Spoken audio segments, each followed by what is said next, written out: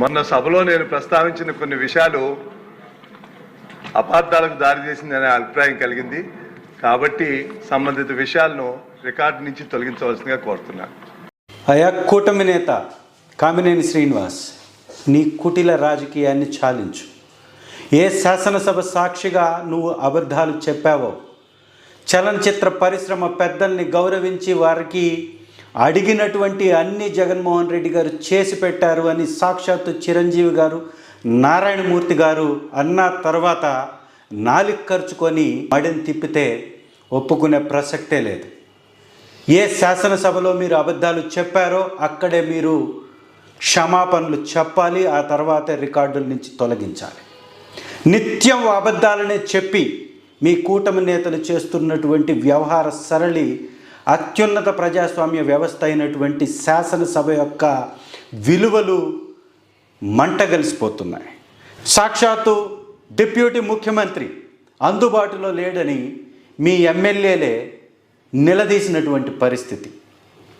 మీ ఎమ్మెల్యేలు కూటమి మంత్రులని కడిగి పారేస్తున్నటువంటి ఉదాంతాలు స్పష్టంగా కనపడుతున్నాయి. బీజేపీ పార్టీ కూటమి ప్రభుత్వంతో చేతులు కలిపిన తర్వాత విలువల్ని మంట కలిపేశారు.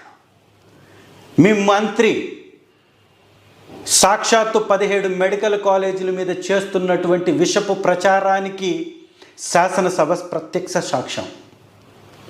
10 మెడికల్ కాలేజీలని ప్రజా వైద్యాన్ని ప్రైవేటు వారికి అమ్మివేస్తూ 100 కోట్ల ఆస్తుల్ని అప్పనంగా రూపాయికి అర్ధ రూపాయికి అప్పజెప్పేస్తూ మీ కూటమి ప్రభుత్వాన్ని అన్ని శాఖల మంత్రిగా వ్యవహరిస్తూ పరిపాలిస్తున్నటువంటి లోకేష్ గారైతే ప్రతిపక్ష మహిళా ఎమ్మెల్సీ గారిని ఏం పీకారు అని భూతు పురాణాలు మాట్లాడుతున్నటువంటి ఉదాంతాలు.